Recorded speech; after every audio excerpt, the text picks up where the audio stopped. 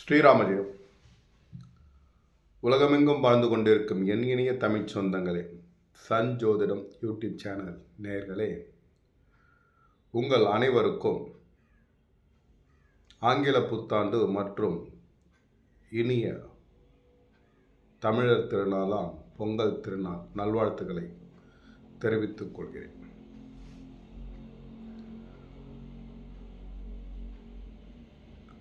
புத்தாண்டு, ஆங்கில புத்தாண்டு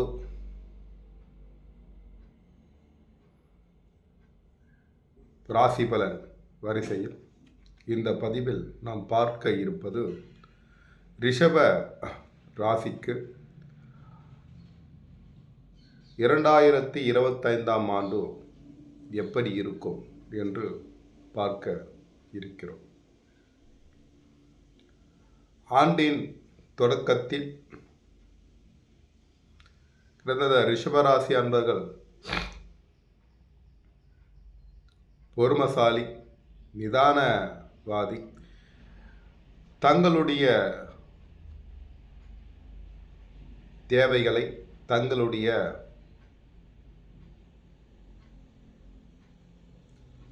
பொறுப்புகளை உணர்ந்து செயல்படக்கூடியவர்கள். தங்களுக்கு தேவையானவற்றை நிதானமாக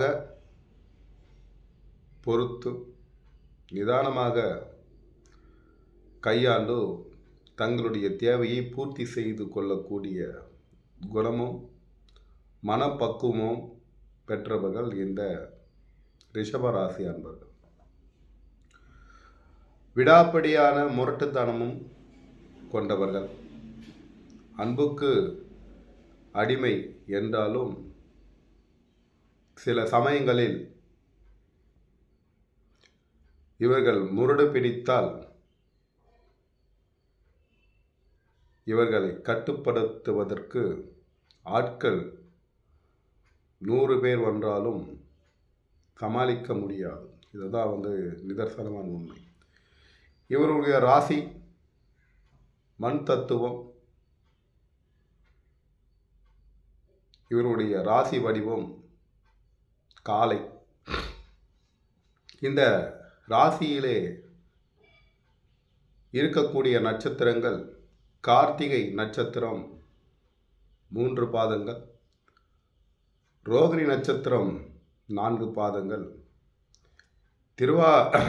மிருகசீரிஷ நட்சத்திரம் 2 பாதங்கள். ஆக மொத்தம் 9 நட்சத்திரங்கள் இந்த ராசியிலே இருக்கிறது. இந்த ராசி பலன், வருடாந்திர பலன், தினப்பலன் எல்லாம் 100க்கு 100 அப்படியே ஒத்து வருமா என்று கேட்டால்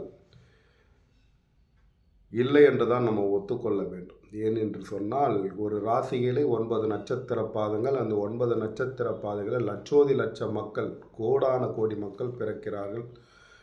ரிஷபராசி அன்பர்களிலே மொத்தம் 9 நட்சத்திர பாதங்களிலே பிறப்பார்கள். அந்த 9 நட்சத்திர பாதங்களிலே பிறப்புவதற்கும் 9 விதமான தசாபுத்திகள் நடந்து கொண்டிருக்கும். 9 விதமான 27 லக்னங்கள் அதிலே உதயமாகின்றது. இந்த 27 லக்னங்களிலே ஒவ்வொரு அன்பர்களும் என்னென்ன லக்னத்திலே பிறந்திருக்கிறார்கள், என்னென்ன கரணத்தில் பிறந்திருக்கிறார்கள், என்னென்ன திதியிலே பிறந்திருக்கிறார்கள், எந்தெந்த யோகத்திலே பிறந்திருக்கிறார்கள், இதெல்லாம் ஒரு சங்கிலி தொடர்பாக பார்க்கும் பொழுது தான் இந்த பொது பலனில் உங்களுக்கு 100 விழுக்காடு சரியாக வருவதில்லை. இதுதான் உண்மையான விஷயம்.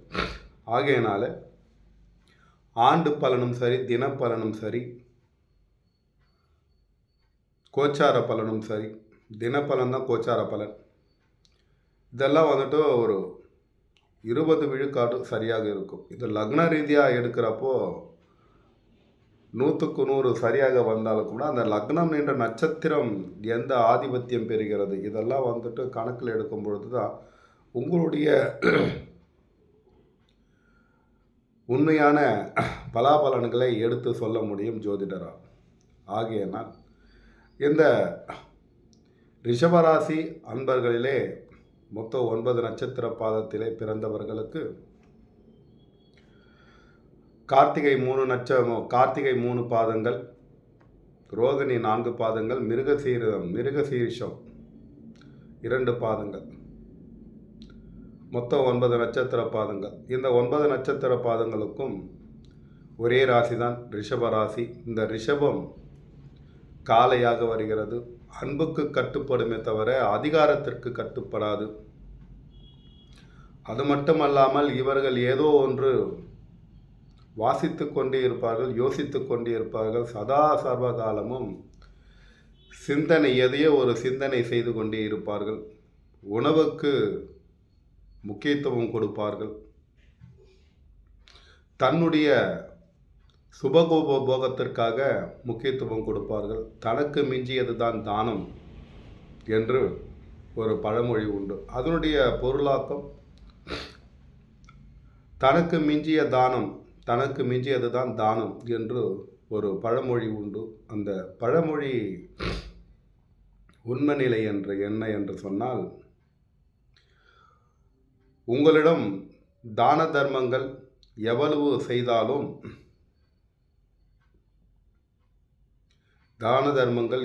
செய்தாலும் நீங்கள் வந்துட்டு என்ன நினைப்பீங்கன்னா, உங்களுக்கு போகத்தான் நமக்கு மிஞ்சியது தான் தானம் என்று சொல்லும் பழமொழிக்கு மாற்று கருத்து. உங்களுக்கு நீங்கள் எவ்வளவு வந்துட்டு ஒரு தான தர்மங்கள் செய்கிறீர்களோ, அந்த உங்களுடைய பொருளோ, உங்களுடைய உற்றார் உறவினர்களோ, உங்கள் உடன் பிறந்த சகோதர சகோதரிகளோ, குழந்தைகளோ, உங்களுடைய உடைமைகளோ, உங்களுடைய சொத்து சுகங்கள் எதுவுமே வந்துட்டு உங்களுடன் வருவது இல்லை இறுதி காலத்தில். நீங்கள் உங்களோடு வருவது ஒரே ஒன்று தான். நீங்கள் செய்யும் தானம் தர்மம் மட்டும்தான் இந்த தானம் தர்மமாக மாறி உங்களை வந்து சேரும். இதுதான் வந்துட்டு உங்களுக்கு மிஞ்சியது வெறும் தானம் தர்மம் மட்டும்தான். தனக்கு மிஞ்சியது தானம், அதாவது உங்களுடைய தானம் உங்களை வந்து சென்றடையும். இதுதான் வந்துட்டு நீங்கள் எவ்வளவு தானம் செய்கிறீங்களோ, எவ்வளோ தர்மம் செய்கிறீங்களோ, அந்த தர்மமும் அந்த தானமும் உங்களோடே வந்து அது சேரும். உங்களுக்கு பிறகு வந்துட்டு உலகத்தில் நீங்கள் வாழ்ந்த இடத்துல பேசுவாங்க, தர்மவான், அவரை போல் வாழ்க்கையை ஒரு மனிதரை பார்க்க முடியாது. வாக்கு நாணயமும் அதேபோல் தானம் தர்மம் செய்வதிலே நீதி நேர்மைக்கு அவருக்கு இணை இல்லை. அந்த வார்த்தை தான் வந்துட்டு உங்களுக்கு மிஞ்சியது. உங்களுடைய பொண்ணோ பொருளோ யாரும் உங்களோடு வருவதில்லை.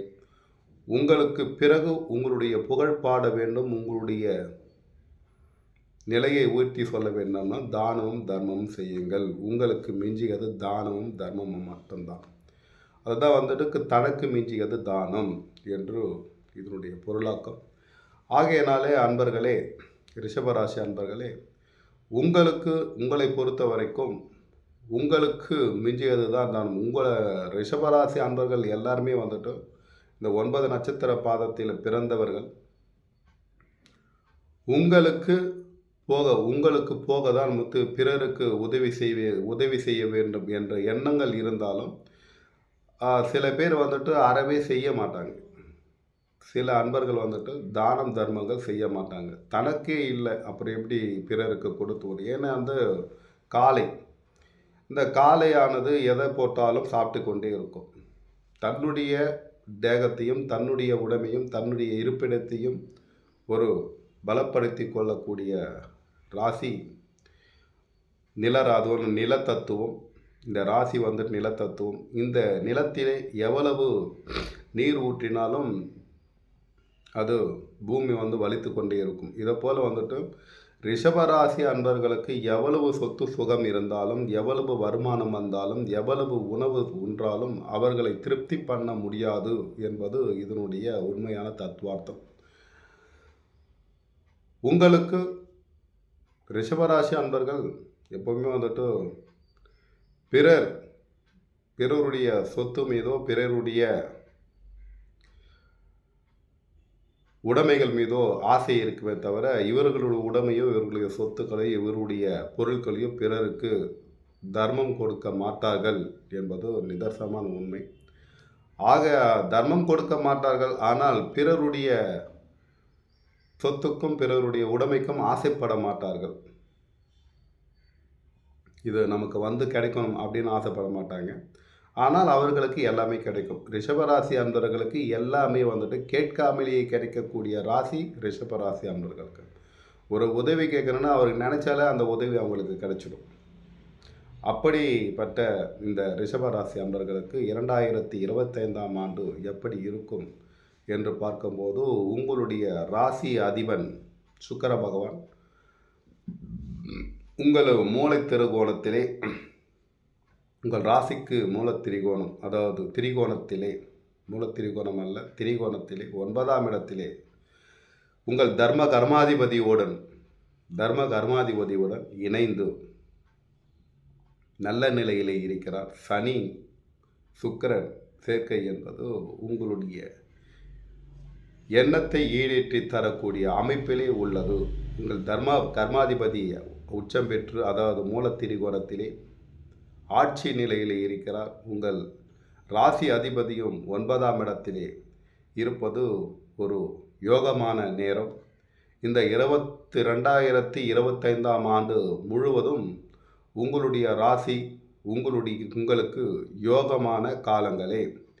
எண்ணியதை எண்ணியபடி நடத்தி தரக்கூடிய விஷயங்கள். உங்கள் வீட்டிலே திருமண நிகழ்வுகள், வண்டி வாகனங்கள், வேலை வாய்ப்புகள், குழந்தை பிறப்பு, நகை நட்டுகள், வீடு வாகனங்கள், அதேபோல் நீங்கள் எண்ணியதை சாதித்து கொள்ள முடியும். உங்களுடைய முன்னோர்கள் சொத்துக்கள், உங்களுடைய ஒரு சிட் ஃபண்ட் ஏதோ போட்டிருக்கீங்க, அதில் நீண்ட கால வருமானம் வராமல் இருக்கிறது, அது நிலுவையில் உள்ளது. அந்த நிலுவையில் உள்ள பணம் தங்களை சேரும். அதேபோல் தாங்கள் எதிர்பார்த்ததை விட அதிகப்படியான லாபங்கள் சேரும். 11க்கும் 8க்கும் ஆதிபத்தியம் பெற்ற குரு பகவான் உங்கள் ராசியிலே அமர்ந்திருப்பது யோகத்தை குறிக்கக்கூடிய விஷயம். பங்கு சந்தையிலே உங்களுக்கு உயர்வை தரும். அதேபோல் உங்கள் பிள்ளைகள் மூலம் உங்களுக்கு பெரிய பொருளாதாரம், பெரிய முதலீடு மூலம் பெரிய லாபங்கள் கிடைக்கும். அது மட்டுமல்லாமல் உங்களுடைய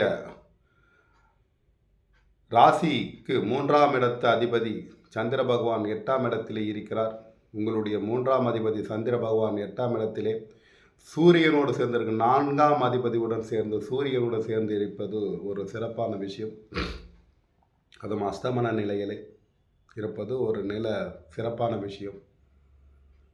ராகு உங்கள் ராசிக்கு 11ஆம் இடத்திலும், கேது உங்கள் ராசிக்கு 5ஆம் இடத்திலும் இருப்பது குழந்தைகள் மூலம் உங்களுடைய மூத்த சகோதர சகோதரிகளும் பெரிய வருமானம் இருக்கும். பிள்ளைகளுக்கு ஒரு சிறு கல்வி மூலியமோ அல்லது குழந்தைகளுக்கு கல்வி செலவோ அல்லது உடல் நலக்குறைவாலோ அல்லது குழந்தைகளுக்கு ஒரு சிறு செலவினம் ஏற்படும். அதே போல் உங்கள் உடன் பிறந்த மூத்த சகோதர சகோதரிகள், உங்களுடைய நண்பர்கள் மூலம் உங்களுக்கு பெரிய உதவிகள் கிடைக்கும். நீண்ட காலமாக நீங்கள் வெளிநாட்டுக்கு செல்ல வேண்டும், சொந்த வியாபாரம் செய்ய வேண்டும், சொந்த தொழில் செய்ய வேண்டும் என்று எண்ணிக்கொண்டிருக்கக்கூடிய ரிஷபராசி அன்பர்களாக நீங்கள் தற்போது தாராளமாக செய்யுங்கள். அதே போல் வருகின்ற ஏப்ரல் மே மாதத்தில் ராகு கேது பயிற்சி, குரு பயிற்சி ஆக இருக்கிறது. குரு உங்களுடைய வீட்டுக்கு உங்கள் ராசிக்கு 2ஆம் இடத்திலே சென்று இன்னும் பல யோகங்களை செய்ய காத்து கொண்டிருக்கிறது. ராகு கேதுக்கள் ராகு உங்கள் ராசிக்கு 10ஆம் இடம் செல்ல போகிறார். தொழிலிலே பெரிய முன்னேற்றங்கள், வெளிநாடு செல்லக்கூடிய யோகங்கள். கேது உங்கள் ராசிக்கு 4ஆம் இடத்திலே வர இருக்கிறார். உங்களுடைய தாயினுடைய ஆரோக்கியத்திலும், உங்களுடைய பாட்டியார் ஆரோக்கியத்திலும், தாயை பெற்ற பாட்டியார் ஆரோக்கியத்திலும், வண்டி வாகனத்திலும், உங்களுடைய உடல் ஆரோக்கியத்திலும் கொஞ்சம் கவனம் செலுத்த வேண்டிய காலங்கள். அது மட்டும் அல்லாமல் இந்த நிகழ்வை தவிர்க்க வேண்டும் என்றால் விநாயகப் பெருமானை செவ்வாய்க்கிழமை தோறும் தரிசித்து அல்லது சங்கடகர சதுர்த்திக்கு தரிசித்து அல்லது சதுர்த்தி தினத்திற்கு அவரை வணங்கி இந்த விஷயத்திலிருந்து நீங்கள் விடுபட்டு கொள்ளலாம். ஆக மொத்தம் இந்த 2025ஆம் ஆண்டு என்பது உங்களுக்கு ஒரு யோக காலம், பொற்காலம். எண்ணியதை எண்ணியபடியே நடத்தி தரக்கூடிய காலம் இந்த பொற்காலம். தர்மம் செய்யுங்கள், நல்லதை நினையுங்கள், நல்லதே நடக்கும். அதாவது எண்ணம் போல் வாழ்க்கை. இந்த எண்ணம் போல் வாழ்க்கை என்று சில பேர் சொல்லுவாங்க. எண்ணம் போல் வாழ்க்கை என்பது இதனுடைய விஷயம். நீங்கள் வாழ்வியலில் நீங்கள் என்னவாக ஆக நினைக்கிறீர்களோ அதுவாகவே ஆகுவீர்கள். இதுதான் விஷயம். என்ன ஆக வேண்டுமோ நீங்கள் அதுவாகவே மாறுவீர்கள். உங்களுடைய எண்ணமே அன்றைய தினத்தின் செயலாக்கும். இதுதான் விஷயம்.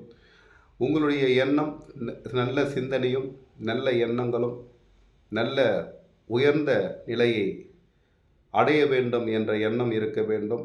பிறருக்கு கொடுத்து உதவ வேண்டும் என்ற எண்ணம் இருக்க வேண்டும். பிறரிடம் பரஸ்பரம் அன்பு பாராட்ட வேண்டும். உங்களுடைய உடன் பிறந்த சகோதர சகோதரிகளுடன் அன்பு பாராட்ட வேண்டும். சமுதாயத்தில் அக்கம் பக்கத்தில் உள்ள அன்பர்களிடம் நட்பு பாராட்ட வேண்டும். இதையெல்லாம் நீங்கள் கையாண்டால் உங்களை போல ஒரு உத்தம யோகமான ராசிக்காரர்கள் யாரும் இல்லை என்பதை தான் நம்ம சொல்லிக்கணும். என்றைக்குமே அன்பு மட்டும்தான் இந்த உலகத்தில் நீடித்து நிற்கக்கூடியவை. வெறுப்பு என்பது உங்களுக்கு பகைமையை ஏற்படுத்தும். உங்களிடம் இருக்கும் வெறுப்பை பிறரிடம் திணிக்காமல் அன்பை திணியுங்கள். இந்த 2025ஆம் ஆண்டு உங்கள் எண்ணத்தை ஈடேற்றி தரும் என்று கூறிக்கொள்கிறோம். மீண்டும் குரு பெயர்ச்சி, ராகு கேது பெயர்ச்சி, சனி பெயர்ச்சி எல்லாம் வர இருக்கிறது. இந்த பெயர்ச்சிகள் என்னென்ன செய்யப்போகிறது, ஆக மொத்தம் இந்த ராகு கேது பெயர்ச்சியும் வருகின்ற குரு பெயர்ச்சியும் வருகின்ற சனி பெயர்ச்சியும் உங்களுக்கு யோகத்தை கொடுக்கக்கூடிய நிலையிலே இருப்பதால் ரிஷபராசி அன்பர்களுக்கு கிட்டத்தட்ட இன்னும் 2 ஆண்டு காலங்களுக்கு யோகத்தை தரக்கூடிய நிகழ்வுகள் தான். மொத்தம் இந்த ராசிக்கு 50% உங்களுடைய ஜனனகால லக்னம் என்ற நட்சத்திராதிபதி, உங்களுக்குள்ள ஜனனகால ராசி கிரக நிலைகள் எப்படி இருக்கிறது அதெல்லாம் பார்க்கும்போது அதில் சிறப்பாக இருந்தால் நான் 50% 60% சொல்கிறதில்ல, மேலே ஒரு 30% போட்டிங்கன்னா 70-80% வரும். கிட்டத்தட்ட ரிஷபராசி அன்பர்களுக்கு அனைவருக்குமே யோகமான காலம் 2025 2026 வரைக்கும் உங்களுக்கு எண்ணியதை ஈடேற்றி தரக்கூடிய யோகமான காலம் என்று கூறிக்கொண்டு, என்றும் அன்புடன் அனைவருடன் பழகுங்கள், அன்புடன் இருங்கள், அன்புடன் நட்பு பாராட்டுங்கள். அன்பே சிவம், அன்பே உலகம், அன்பே வெற்றி தேடித்தரும் என்று கூறிக்கொண்டு விடைபெறுகிறேன். வாழ்க வாழ்க வாழ்க. ஸ்ரீராமஜெயம் ஸ்ரீராமஜெயம் ஸ்ரீராமஜெயம்.